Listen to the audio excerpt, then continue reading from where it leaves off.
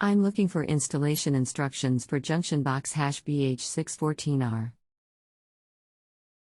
I'll do all I can to help. How long have you been dealing with this? I just purchased the box about an hour ago and noticed the design is different than the one I saw on YouTube. Do you plan on doing the work yourself? Yes. Anything else we should know to help you best? I don't think so.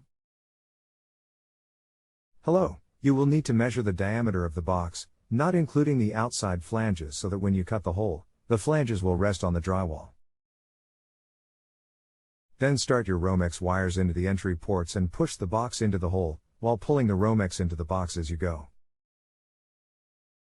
After the flanges are seated on the drywall, press the 2 long screws in the middle of the box all the way to the back of the box so that the clips are behind the drywall. Then tighten the screws until the box is solidly held in place. Pay attention to how the fixture attachment holes are oriented. You want them perpendicular/horizontal to the floor, depending on which set you are looking at.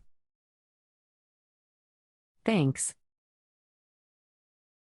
That's what I assumed, but wanted to double check before I started cutting holes in my ceiling.